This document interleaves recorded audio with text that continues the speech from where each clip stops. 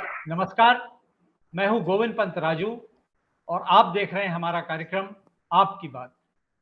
आपकी बात में आज हम बात करेंगे देश में लोकतांत्रिक व्यवस्था के लिए चुनाव कराने वाली संस्था यानी कि भारत चुनाव आयोग, उसकी वेबसाइट को हैक कर लिया गया और हैकर ने जिस व्यक्ति ने इसको हैक किया उसके पास से पुलिस ने ये दावा किया है कि 10,000 से ज़्यादा वोटर आईडी कार्ड उसने इस बीच तैयार किए थे।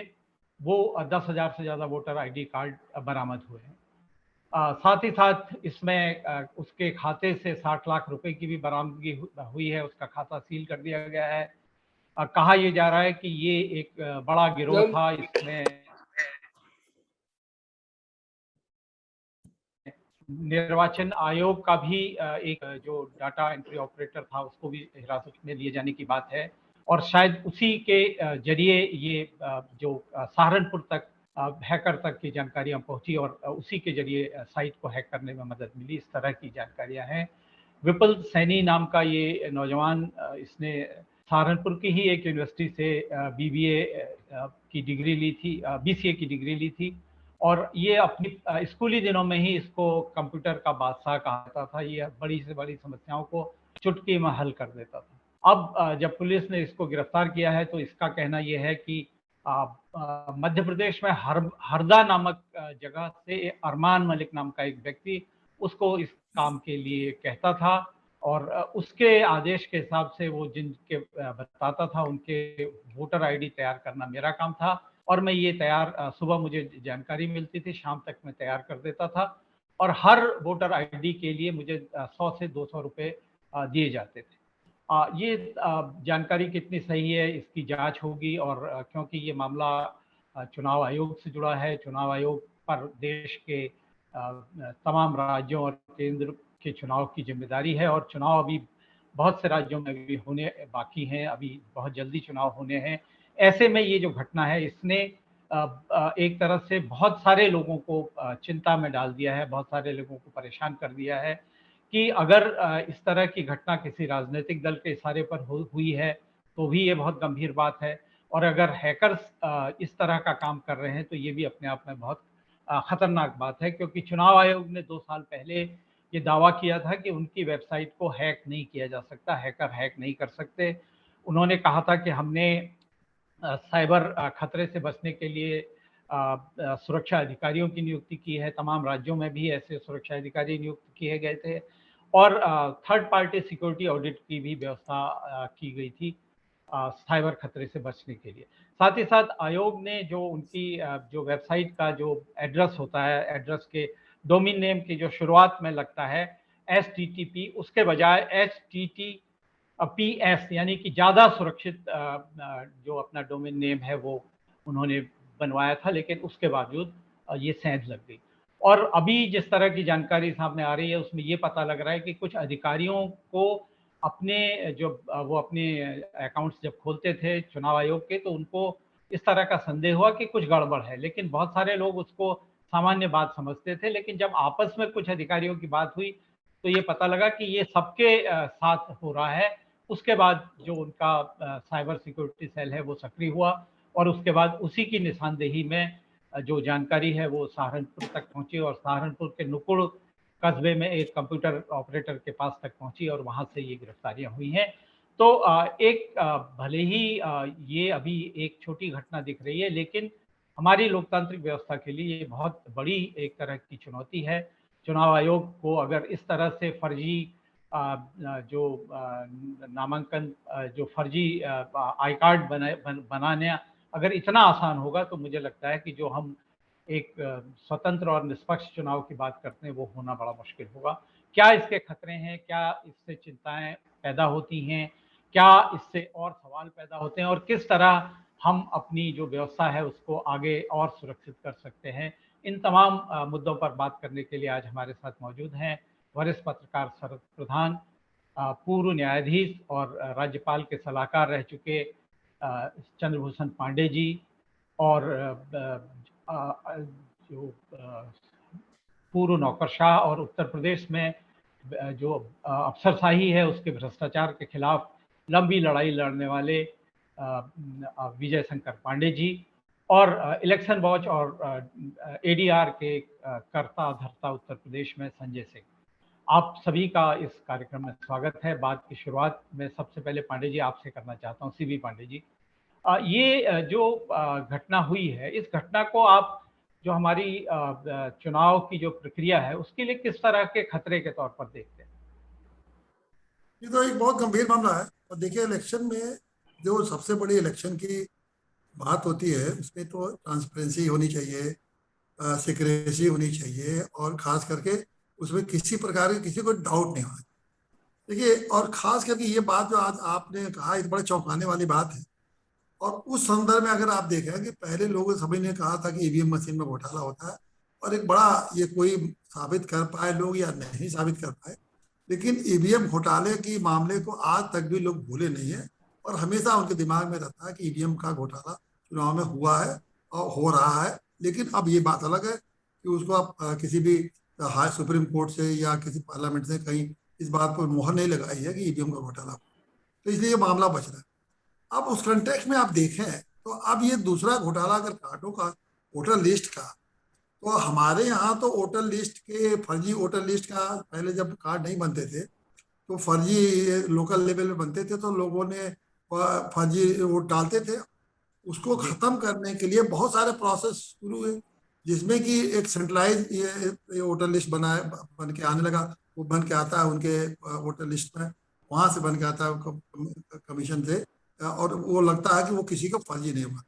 उस वोटर लिस्ट वोटर कार्ड से, उस वोटर कार्ड से बहुत सारी चीजें, हमारे आइडेंटिफिकेशन का एक बहुत बड़ा एक डॉक्यूमेंट है, उसको कोई डिस्क्रेडिट नहीं करता। चाहे आप एयरपोर्ट पर जाइए या किसी भी जगह पर जाइए, तो आइडेंटिटी के मामले में उसकी एक कंक्लूसिव वैल्यू है, उसको आप क्वेश्चन नहीं करते। वोट डालने में तो उसकी जितनी महत्ता है उसकी तो आप कह ही नहीं सकते। अब मान लीजिए अगर एक आदमी ने ये अगर यह कर रहा है तो 10,000 तो एक आदमी ने किया ना, एक दिन में वो कर रहा है कि जितने आते हैं दिन भर में इतने इतने में बता देता हूँ। 3 महीने के दौरान अगर कल्पना करिए कि ऐसे हजारों लोग कर रहे हो, तो अगर हजारों लोग देश में ऐसा कर रहे हो, अगर एक आदमी ऐसा कर सकता है तो हजारों भी कर सकते। ये तो कोई मुश्किल बात हुई नहीं। अगर कोई चीज अगर गलत काम एक आदमी कर रहा है तो ऐसा तो कोई भी दूसरा कर सकता है। अगर हजारों की संख्या में हो रहे हो भारत में, तो ये तो बहुत सीरियस मैटर है। और खास करके अगर उनका वेबसाइट हैक करना कर लिया जाए, तो फिर कौन से सुप्रीम कोर्ट, ये इलेक्शन कमीशन की सिक्रेसी रह गई वो सारी चीजों के, तो आज तो कल सवाल कहेंगे जब आपका ये वेबसाइट हैक हो सकता है तो ईवीएम मशीन क्यों नहीं, आप गलत गलत उसको ईवीएम मशीन से लोगों को आप गलत यूज मिस यूज नहीं कर रहे हैं।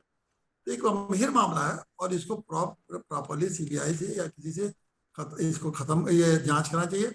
और जांच ही नहीं करना चाहिए, इसमें इसका जो है कहीं ना कहीं जड़ इसके इलेक्शन कमीशन तक भी जरूर होगा। तमाम पासवर्ड होंगे, तमाम ये होंगे, ये सारी बातें जनता के सामने आना चाहिए। कम से कम ईवीएम का क्लियर नहीं हो, कम से इसका तो कम साफ हो जाए कि कौन कौन लोग इन्वॉल्व है। और नहीं, जो लोग नहीं इन्वॉल्व है तो लिख दे इलेक्शन कमीशन का कोई आदमी इन्वॉल्व नहीं है।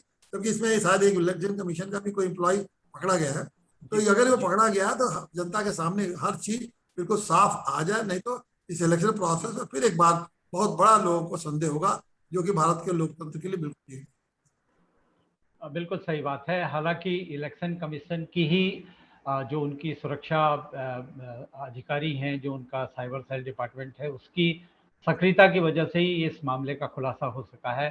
सहारनपुर पुलिस की मदद से ये खुलासा किया गया। और अब ये भी कहा जा रहा है कि इस मामले की जांच दिल्ली की एजेंसीज भी करेंगी, और जो सैनी है उसको, विपुल सैनी को फॉर्म उसका वारंट, बी वारंट लेकर उसको दिल्ली ले जाया जाएगा और वहाँ फर्दर पूछताछ होगी, इस तरह की बात। वी एस पांडे जी, मैं आपसे इस एक चीज समझना चाहता हूँ। जैसे कि अभी सीवी पांडे साहब ने कहा कि ये इलेक्शन प्रोसेस के लिए खतरा है, लेकिन ये हमारी आइडेंटिटी का भी एक बहुत बड़ा चिन्ह है। निश्चित तौर पर हमें चाहे एयरपोर्ट में ज़रूरत हो, चाहे आधार बनाने के लिए ज़रूरत हो, चाहे बैंक के लिए ज़रूरत हो, किसी भी तरह के काम के लिए एक नागरिक पहचान पत्र के तौर पर भी ये काम करता है। ऐसे वक्त में जब एक तरफ देश में घुसपैठ हो रही है, एक तरफ देश में तमाम बाहर से लोग आकर अनधिकृत तौर पर घुसने की कोशिश कर रहे हैं अलग अलग तरीकों से, ऐसे में आप इसको कितनी बड़ी चुनौती मानते हैं चुनाव की प्रक्रिया के अलावा? देखिए गोविंद जी, इसमें कोई दो राय नहीं कि दुनिया में कोई भी व्यवस्था आप जिस तरह की भी बनाए, पहले भी जो बनी थी आज भी जो बनी है, कोई भी पूरी तरह से फुल प्रूफ होती नहीं है। मतलब आप ऐसा नहीं कह सकते कि कोई भी उसका दुरुपयोग नहीं करेगा या उससे कोई छेड़छाड़ नहीं करेगा। जब हम लोग के मैनुअल सिस्टम्स थे, जब हम लोग आपके कागज से बनाते थे, तो आपने देखा ही था कि फर्जी वोटर लिस्ट बन जाना और फर्जी वोटर बनना ये बहुत कॉमन बात थी। और यहाँ तक कि आप हमको जानकारी अच्छी तरह से पासपोर्ट जिसपे काफी पुलिस वेरिफिकेशन होता है, काफी सुरक्षा रखी जाती है, वो भी फर्जी पासपोर्ट, नकली पासपोर्ट बनने का धंधा वर्षों से चल रहा है, न केवल हमारे देश में बल्कि दुनिया भर में चल रहा है। इसलिए ये बात बड़ी हम लोग स्पष्ट समझनी चाहिए कि कोई भी व्यवस्था पूरी तरह फुल प्रूफ होती नहीं है। जहां तक इस घटना की बात है, ये निश्चित रूप से एक चिंता की बात है कि क्योंकि इस जो आई कार्ड है इसका उपयोग हर जगह पर होता है आइडेंटिटी के रूप में, इसलिए इसके दुरुपयोग सिर्फ चुनाव की ही नहीं बल्कि अन्य मामलों में भी किए जाने की संभावना से कोई इनकार नहीं कर सकता। और इसके लिए जैसा कि आपने स्वयं ही बताया, इसको केंद्रीय एजेंसियां इसकी पूरी गंभीरता से जांच करेंगी, वो बिल्कुल सही है। लेकिन हम लोगों को घबराने की बात, देखिए आप इनको जानकारी होगी कि बैंक्स जो सबसे हाईएस्ट सिक्योरिटी के इंस्टीट्यूशंस होते हैं, उनकी भी वेबसाइट्स हैक हो जाती है। आपने अभी हाल में सुना होगा एयर इंडिया की वेबसाइट हैक हो गई और लाखों उनके जो पेमेंट के डिटेल्स थे वो उसको लीक कर दिया गया। ठीक है, हम लोगों को जो भी स्थितियां हैं उनमें ये मान के चलना होगा कि जो भी हम लोग सिस्टम्स बना रहे हैं उसकी काट ढूंढने में लोग बहुत दुनिया भर के लोग लगे हुए हैं। हम लोग समय समय पर सुनते हैं पूरी की पूरी सरकार के सिस्टम्स को हैक कर लिया जाता है, लेकिन प्रसन्नता की बात सिर्फ इतनी है कि जो भी हैकर्स हैं वो ज्यादा नुकसान नहीं कर पाते और जल्दी ही जो व्यवस्थाएं बनी हुई हैं उस पर पूरा नियंत्रण ले लेती है। मुझे पूरा विश्वास है कि ये जो घटना हुई इसकी पूरी जांच पड़ताल करके सही लोग तो पकड़े जाएंगे ही, और इसके जो भी सुधारात्मक कदम, जो भी लूप होल्स रह गए होंगे हमारे इस वेबसाइट के प्रोटेक्शन में, वो बिल्कुल ठीक हो जाएंगे। गोविंद जी, मैं बता दूं कि हमारे देश में साइबर सिक्योरिटी के लिए बहुत काम हो रहा है और इसके लिए स्पेशलाइज्ड एजेंसीज लगी हुई है। इसीलिए ये जो घटना हुई इसको बड़ी जल्दी इसको नोटिस किया जा सका और इसके सुधारात्मक कदम आए रहे। तो मैं ये बिल्कुल मानता हूँ इससे किसी को कोई विश्वास उठने की कोई जैसी बात नहीं है, और न इलेक्शन प्रोसेस पे विश्वास उठना चाहिए, न ही चुनाव आयोग को उठना चाहिए, क्योंकि ये घटनाएं दुनिया में लगातार हो रही। क्योंकि मैंने जैसा कहा कि आप कोई भी सिस्टम बना लें, कभी भी वह फुल प्रूफ नहीं हो सकता और उसमें कोई न कोई लूप होल रहते ही रहते हैं, क्योंकि ये सब मैन मेड सिस्टम्स हैं। जिसने बनाया है उससे ज्यादा अगर कोई परिश्रम करेगा या उससे ज्यादा कोई अगर प्रयास करेगा तो उसकी तोड़ निकाल लेगा। तो मैं दो ही चीज कहना चाहता हूँ कि ये बिल्कुल इस पर ध्यान दिया जाना चाहिए, जैसा कि आपने बताया कि केंद्र सरकार ध्यान दे रही है। दूसरा, इसमें कोई घबराने करेगी या किसी पर इंस्टीट्यूशन पर अविश्वास करने या चुनाव प्रक्रिया पर विश्वास करने से कोई बात नहीं है। सही कहा आपने कि जिस तरह से जो साइबर का संसार पूरी दुनिया पे छाया जा रहा है, उसी के साथ साथ साइबर सिक्योरिटी में सेंधमारी भी बहुत सामान्य बात हो गई है। अमेरिका में व्हाइट हाउस जैसी जो हैकर्स का नेटवर्क पहुंच जाता है और ये माना जाता है कि दुनिया की बहुत सारी सरकारें, भारत में तो अभी एक इजरायली एजेंसी के सिस्टम को लेकर सवाल उठ रहे हैं, लेकिन दुनिया की बहुत सारी सरकारें एक दूसरे की निगरानी लगातार कर रही हैं, उनके जो सत्ता प्रमुख हैं उनकी निगरानी कर रही हैं। और इस दुनिया में, आज की दुनिया में, अगर आप साइबर से जुड़े हैं, नेट से जुड़े हैं, तो आपका कुछ भी छिपा नहीं है, ये एक तरह से माना जाता है। लेकिन उसके बावजूद भारत जैसे देश में, जहां अभी हम बीच की स्थिति में, ना हम पूरे साइबर जीवन के आदी हो पाए हैं, ना हम अभी अपनी जो पुरानी व्यवस्थाएं उनसे पूरी तरह मुक्त हो पाए, ऐसे में निश्चित तौर पर ये एक बड़ी खतरे की बात है।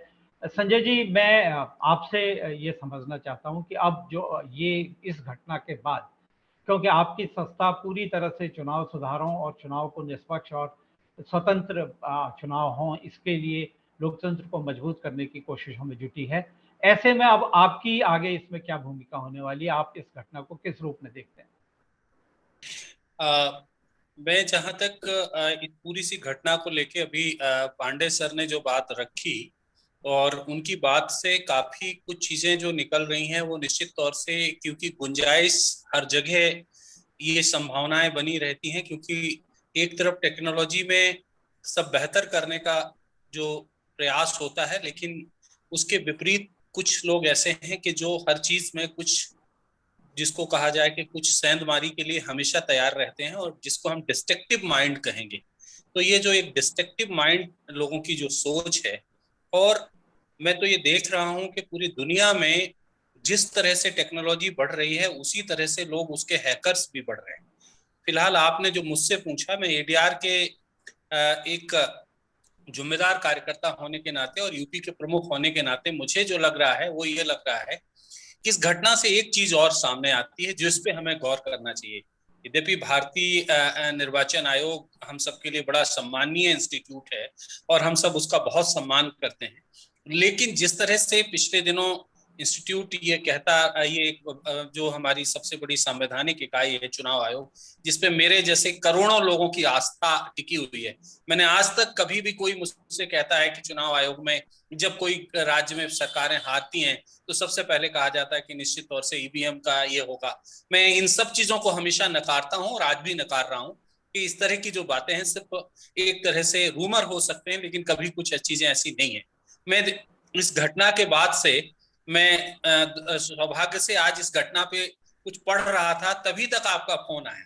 एक ये कोइंसिडेंट था कि जब आपका फोन आया तो मैं इसी सब चीजों को, और मैं ये सोच रहा था कि मैं, हजारों लोग मुझे जब फोन करते थे कि ये सब ऐसी घटना है, ऐसी घटना, में उनको सबको नकारता था, अरे आप ऐसे कैसे कह सकते हैं, ये सब सत्य से परे है। और ये इस सब घटना के बाद से उन लोगों को कहने का मौका जरा मिलेगा, वो कहीं ना कहीं इस बात को बढ़ा सकेंगे कि नहीं साहब ऐसे कैसे करते हैं, देखिए वहां पे हैक हुआ था, तो आप चुनाव के परिणामों को भी हैक किया जा सकता है, और ये सब बहुत ही सामान्य सी प्रक्रिया है। तो अब एक तरह से जिसको हम कहा जाए कि एक रूमर जो है और एक अविश्वास की जो भावना है एक पूरे इंस्टीट्यूशन के पास, चुनाव आयोग जैसे पवित्र इंस्टीट्यूशन के बारे में एक इस तरह की जो सोच है, मैं उसको लेके बहुत चिंतित हूं कि कैसे कर सकूंगा। और आने वाले दिनों में हमारी शायद भूमिका यही होगी कि हम ये जो लोगों के बीच में मिथ्य है, इस मिथ्य को कैसे तोड़ सकें और उनके इस भाव को कैसे तोड़ सकें, क्योंकि जनता के बीच में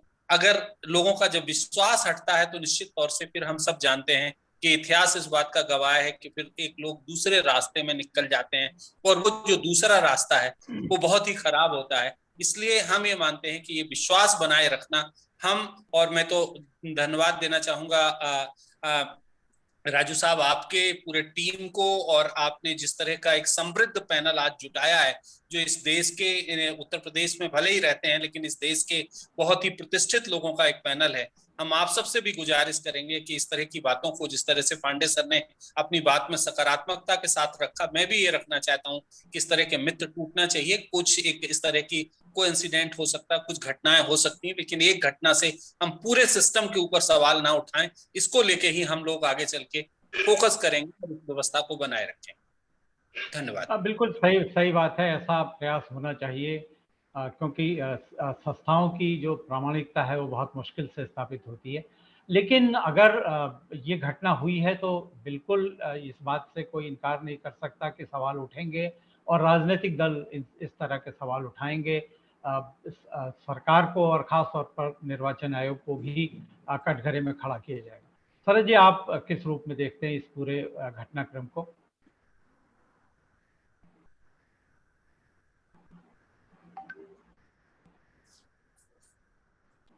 सरज जी, क्या आप मुझे सुन पा रहे हैं? अच्छा, मैं म्यूटेड था, सॉरी। मेरा मानना ये है गोविंद कि इसमें जो बातें कही गई हैं बिल्कुल बहुत सही है, और बड़ी जो सीवी पांडे जी, वीएस पांडे जी और संजय सिंह जी ने कहा, मैं उनकी सारी बातों से एग्री करता हूं। और लेकिन जो संजय सिंह जी ने कहा कि डिस्ट्रक्टिव माइंड का ये रिजल्ट है, ये खाली डिस्ट्रक्टिव माइंड नहीं है, मैं इसमें ये जोड़ना चाहूंगा, ये लालच है। देखिए अल्टीमेटली ये जो हमारे जो भ्रष्ट दिमाग जो भरा हुआ है, दिल और दिमाग से जो हम भ्रष्टाचार जो हमारे भरा हुआ है, ये उसका नतीजा भी है। क्योंकि आखिरकार इसमें इलेक्शन कमीशन का कोई आदमी है वो पैसा खा रहा होगा, जिसने बनाया उसने तो कह ही दिया हमें इतना पैसा मिलता था। तो कहीं ना कहीं से जो है ये पैसे से ही शुरू होता है, पैसे के लालच से शुरू होता है।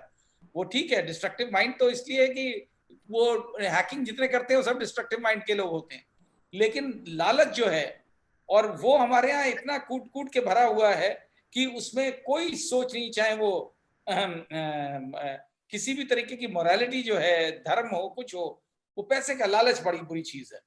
और वो किस तरह जाए वो तो खैर बड़ी लंबी प्रक्रिया है, उसको आसानी से जा नहीं सकती है, उसकी मानसिकता बदलना कोई आसान काम नहीं है। लेकिन ये जरूरी है कि इस तरीके की डिटरेंस जो है, जब पकड़े जाएंगे लोग और उन्हें सजा दी जाएगी तब लोग रोकेंगे। क्योंकि ये पांडे जी ने, जो सीबी पांडे साहब ने जो एक बात कही, वो बड़ी गौर करने वाली बात है कि जरूरी नहीं है कि ये तो एक यहाँ पकड़ लिया गया उत्तर प्रदेश में, मुमकिन है कि अब कोई मद्रास में बैठे कुछ कर रहा हो, या कलकत्ते में बैठा कर रहा हो, या कश्मीर में बैठा कुछ कर रहा हो, और भी लोग हो सकते हैं, एक जो पकड़ में आ गया। तो ये मामला बहुत, और इसमें इलेक्शन कमीशन को और ज्यादा सख्त तरीके से अपने सिक्योरिटी सिस्टम्स बनाने पड़ेंगे। देखिए ठीक है, तो सबसे इसमें कोई शक नहीं है कि कोई भी सिक्योरिटी सिस्टम हो full proof, completely full proof नहीं हो सकता, लेकिन फिर से इनको रिव्यू करने की जरूरत है कि अगर एक लूप होल पकड़ में आया है जिसकी वजह से ये सामने पूरा उजागर हुआ है, और जिसने भी पकड़ा है उसको वो बड़ा सराहनीय काम किया है कि चाहे वो पुलिस के सोर्सेस के जरिए से नाम पता लगा हो, चाहे इनके टेक्निकल तरीके से पकड़ा गया हो, लेकिन बहुत अच्छा काम हुआ है। और हम उम्मीद करते हैं कि इस तरीके की जो लोगों को, और इसकी बड़ी वाइड पब्लिसिटी की भी जरूरत है कि इस तरीके से कोई कर रहा था, इसमें इलेक्शन कमीशन को ये नहीं सोचना चाहिए कि हमारी बदनामी हो रही है। बदनामी नहीं है, अगर पकड़ा जा रहा है आदमी और सजा मिल रही है उसे, इसका मैसेज बहुत दूर तक जाना चाहिए, जिससे कोई और इसमें इंडल्ज करना चाहे तो कम से कम उसके लिए एक तरीके की डिटरेंस हो, रोके, 10 बार सोचे इस तरीके का गलत काम करने से। सही आपने कहा कि हमारा लालच जिम्मेदार है इस तरह की घटनाओं के लिए। हमारे समाज में भ्रष्टाचार की जो ललक है वो काफ़ी हद तक इसके लिए जिम्मेदार है। लेकिन ये भी देखा गया कि बहुत सारे जो भ्रष्टाचार से जुड़े मामले हैं उनमें जो सजाओं का जो प्रावधान है वो बहुत कम है, और शायद इसी वजह से लोगों के लिए भ्रष्टाचार करना कोई बहुत खराब काम लोग नहीं मानते, बहुत मुश्किल काम नहीं मानते। सीबी पांडे जी, आप तो कानून के भी विशेषज्ञ रहे हैं, मैं आपसे जानना चाहता हूं कि क्या जो इस तरह के मामले हैं साइबर सिक्योरिटी से रिलेटेड, और जो कि देश के इतने सारे लोगों यानी कि देश के सारे मतदाताओं के हित से जुड़ी संस्था से खिलवाड़ कर रहे हैं, ऐसे जो साइबर क्राइम है, क्या आज अब इस बात की जरूरत है कि ऐसे साइबर क्राइम्स के लिए नई और कड़ी सजाओं का प्रावधान किया जाए? देखिए, नहीं, साइबर क्राइम ही नहीं है, साइबर क्राइम के साथ साथ वो फैब्रिकेट भी तो किया है ना। उसने ये आइडेंटिटी कार्ड फैब्रिकेट किया, तो कार्ड को फैब्रिकेट करने के तो पहले से ही बहुत सीरियस मैटर है। किसी भी चीज को फैब्रिकेट करने के लिए, पब्लिक डॉक्यूमेंट को फैब्रिकेट करने के लिए, तो उसमें तो लाइफ इम्प्रिजनमेंट तक की सजा है, तो वो तो सीरियस फ्रॉड सब आ जाएगा, 420 सभी आ जाएगा। हाँ, तो वो तो सिर्फ 420 आएगा, 467, 68, 471, ये सारे सीरियस ऑफेंसेज हैं, और उसके साथ साथ आईटी के एक्ट लग जाएंगे। तो वैसे ही सीरियस प्रोविजन है, प्रोविजन सीरियस होने की बात नहीं, ये तो है ही है। महत्वपूर्ण बात यह है कि जब वो, देखिए, एक इसका एक पहलू और भी है कि इस कार्ड को कोई आम आदमी तो नहीं बनवाएगा। आम आदमी को अगर आईडी बनवाना होगा, आधार कार्ड फर्जी बनवा लेगा, क्योंकि आधार कार्ड बहुत फर्जी बनते हैं, केवल आइडेंटिटी मतलब हो। इसका तो वोट देने के लिए किसी ने इस्तेमाल करा है ना, वो वोट देने वाला कौन आदमी है? वो तो ये पॉलिटिशियन ही होंगे, या पॉलिटिशियन बनवा रहे होंगे चुनाव जीतने वाले। और ये इलेक्शन कमीशन का जो कार्ड है, ये बनवाने का मतलब है कि जनरल इलेक्शन से ही ज्यादा इसका महत्वपूर्ण रहता है, या असेंबली इलेक्शन या पार्लियामेंट का इलेक्शन ज्यादा तभी बनता है, क्योंकि रिवाइज होता रहता है टाइम टू टाइम। तो अब वो मान लीजिए कि आने वाले समय में ये उत्तर प्रदेश जो 8 देश में 8 जगह चुनाव होने जा रहे हैं, तो ये एक सीरियस ऑफेंस है ना, कि अगर ये मामला ऐसा है कि वोट के लिए हो रहा है, ये आइडेंटिटी आता है, इसका इस्तेमाल हम भले करते हो, लेकिन कोई ना कोई पॉलिटिशियन इसमें इन्वॉल्व होगा, या पॉलिटिशियन का जो ठेका लिया वोट, बहुत सारे लोग ठेका भी लेते हैं कि मैं इतना वोट दिलवा दूं, तो ठेकेदारों ने भी बहुत से इसमें पैदा हो गए आजकल, ये भी एक नया धंधा चल गया है। और मैं खुद बताऊं आपको, 99 में पार्लियामेंट के इलेक्शन देवरिया से लड़ रहा था, कांग्रेस पार्टी के टिकट पर लड़ रहा था, तो मेरे पास आते थे लोग के साथ, मैं आपको 5000 वोट दिलवा दूंगा, आपको 2000 वोट दिलवा दूंगा, आपको 4000 वोट दिलवा दूंगा। और मैंने कहा अच्छा दिलवा देंगे, बड़ी अच्छी बात, दिलवाइए। कह रहे साहब, एक वोट के हिसाब से इतना पैसा हमको चाहिए। अब 99 में ये आप बताइए कि एक वोट का पैसा आपसे मांग रहे थे कि 5000 देंगे, 10,000 देंगे, तो आप 99 के बाद तो ये तो बहुत कुछ हो चुका है, आपको बहुत सारे दी खुल चुकी है। तो ये कल्पना करिए कि ये 10,000 कार्ड का वो कितना पैसा लिया होगा। वो कहा होगा कि 10,000 वोट दिलवाएंगे आपको, और 10,000 का वोट किसी नेता ही से लेगा ना, किसी पार्टी के नेता से लेगा कि भाई आप 10,000 वोट तो मैं आपको सेट कर रहा हूँ और ये मेरे वोट का। सही बात है, 10,000 के फर्जी ID कार्ड लेके इधर उधर के लोगों को जुटा के खड़ा करा के और उनको परमानेंट धंधा चलेगा। अब वो 10,000 एक बार जब बन गया ID तो हर पार्टी को देगा, वो जो उसके पास अप्रोच करेगा उसको देगा। ये चाहे इस इलेक्शन में आपको दिलवा देगा, या होता है एक ही इलेक्शन में जगह जगह लोगों को कुछ उनको बांट दे, भाई आप 5,000 रुपया दीजिए तो आपको मैं 10 वोट दिला दूंगा। भाजपा वाले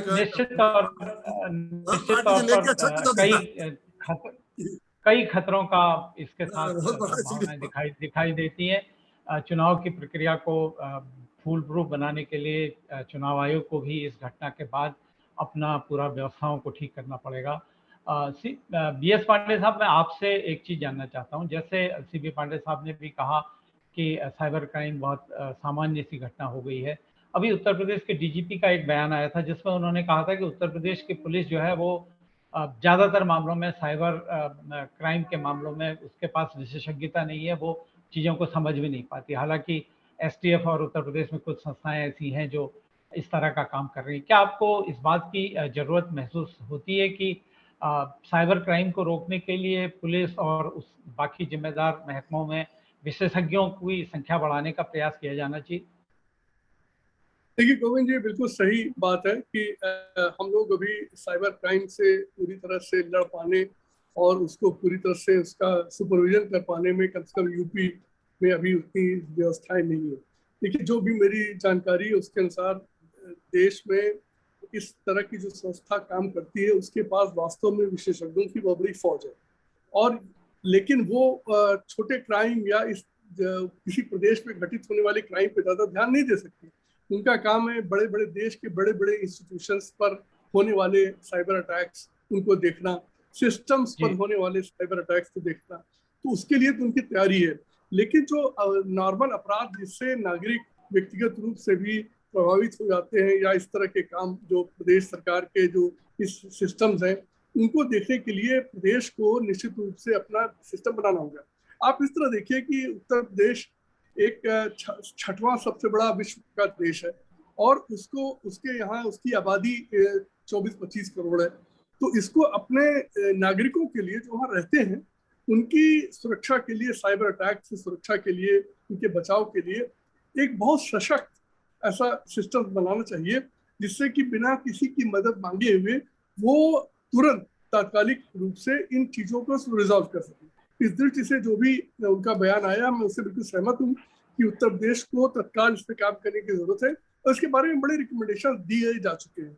जहाँ तक मेरी जानकारी, इस पर एक्सपर्ट्स ग्रुप बैठे थे, उन्होंने प्रदेश सरकार को काफी सीरीज ऑफ रिकमेंडेशन दी है, ये किया जाना चाहिए। अब अपेक्षा यही है कि प्रदेश सरकार को बिना विलंब किए इन व्यवस्थाओं को बनाना चाहिए और स्थापित करना चाहिए, क्योंकि आगे आने वाले दिन में आप देख रहे हैं सारी की सारी चीजें डिजिटल मोड में जा रही हैं और अब आपके सिस्टम्स एकदम पुराने जमाने के जांच पड़ताल पे बने हुए हैं। इसलिए उसका स्विच ओवर, लोगों की ट्रेनिंग, उनको सेंसिटाइज करना कि क्या क्या नए प्रकार के क्राइम होने लगे हैं, ये जो आज जो घटना जो इलेक्शन कमीशन चर्चा कर रही है, ये जिसे कहते हैं एक ऑफशूट है। इस तरह की चीजें बढ़ेंगी क्योंकि लोग नए नए तरीके ढूंढेंगे पैसे कमाने के लिए। जैसा शरद जी ने कहा, अंत में हर चीज के पीछे भ्रष्टाचार ही है, क्योंकि हर व्यक्ति जो क्राइम करता है वो धर्मादा के लिए तो करता नहीं, वो पैसा कमाने के लिए या अपने स्वास्थ्य सिद्ध करने के लिए करता है। तो अब लोग अपने रास्ते बदलेंगे। अपना पहले जैसे चोरी किया करते तब चोरी को क्यों करेगा, क्यों किसी के घर में कूद कर पैसा निकाले जब वो बैंक में साइबर अटैक करके निकाल सकता है। तो मोड ऑफ क्राइम अब बदलेगा, इसलिए पुलिस को अपने नई तरीके से तैयारी करनी होगी। इसलिए आपका प्रश्न बिल्कुल सही है कि प्रदेश सरकार को विशेषकर इस बारे में बहुत गंभीरता से सोचना पड़ेगा कि साइबर क्राइम्स को टैकल करने के लिए क्या वो पूरी तरह तैयार है, और अगर नहीं तो जैसा विशेषज्ञों ने रिपोर्ट दी है, रिकमेंडेशन किया है, उसकी पूरी तैयारी तुरंत करनी चाहिए। बिल्कुल, ये बहुत जरूरी भी है। संजय जी, एक बात मैं आपसे जानना चाहूँगा, जो जिस तरह की ये घटना हुई है, क्योंकि आप चुनाव सुधारों से ही आपकी संस्था जुड़ी है, क्या आप निर्वाचन आयोग को भी इस बारे में पत्र लिखकर इस बात के लिए आगाह कराएंगे कि उसको अपने जो सुरक्षा सिस्टम है, साइबर सुरक्षा सिस्टम है, उसको और कड़ा करना चाहिए? बहुत संक्षेप में। निश्चित तौर से और हम क्या, बहुत सारे लोग लिखेंगे और हम जो मैंने अभी पहले बात कही कि हम इलेक्शन कमीशन से यही अर्ज करेंगे कि विश्वास भरोसा बनाए रखने के लिए आपको तुरंत ही कुछ चीजें करनी चाहिए और उसके लिए जो भी एक तरह से संवाद की स्थिति होगी वो हम न केवल पत्र भेजेंगे बल्कि एक संवाद की प्रक्रिया बनाने की पूरी कोशिश करेंगे। और उम्मीद है कि क्योंकि अभी हाल में ही मुश्किल से 6 महीने के बाद उत्तर प्रदेश जैसे बड़े 5 राज्यों में चुनाव है और उस चुनाव की प्रक्रिया से पहले देश के कई जगह पे बाई इलेक्शन भी हैं, तो उससे पहले ये अपने जिस तरह से इलेक्शन के पहले अगर चुनाव आयोग ये सब चीजें और मजबूत कर लेगा तो उससे और भी लोगों का भरोसा बनेगा। ये हमारी बिल्कुल, मुझे लगता है वक्त की जरूरत भी यही है कि हमें सतर्कता बढ़ानी चाहिए। अभी एक पुष्ट हालांकि यह समाचार नहीं है, लेकिन इस तरह का समाचार भी जानकारी में आया है कि 15 अगस्त को देखते हुए दिल्ली में इंटरनेट 15 अगस्त के तक के लिए उसको सेवाएं रोक दी गई हैं। इस तरह की जानकारी, हालांकि अभी पुष्ट जानकारी नहीं है, लेकिन हमें ये तो समझना ही चाहिए कि जो साइबर संसार है वो हमारे लिए अगर सुविधाओं का रास्ता खोलता है तो वो हमारे लिए मुश्किलों का रास्ता भी खोलता है और नई संकट और नई तरह की चुनौतियां भी लेकर आता है। निर्वाचन आयोग के कार्ड जो उनके परिचय पत्र हैं, जिस तरह से वो जाली बनाए गए, ये एक बहुत बड़ा चिंता का सवाल है। और अगर ये काम एक जगह के बजाय और कई जगहों में हो रहा है तो निश्चित तौर पर ये और ज़्यादा भय पैदा करता है। चुनाव आयोग को ऐसे में निश्चित तौर पर ऐसे कदम उठाने होंगे जिससे ये भय का वातावरण खत्म हो, आशंकाओं का वातावरण खत्म हो और लोगों में भरोसा इस बात का पैदा हो कि जो आपका वोटर आईडी कार्ड है वो आपका अगर पहचान के तौर पर आपके पास है तो वो निश्चित तौर पर असली है, वो नकली नहीं है। अन्यथा हमको तो हर जगह अपनी पहचान भी साबित करना मुश्किल हो जाएगा।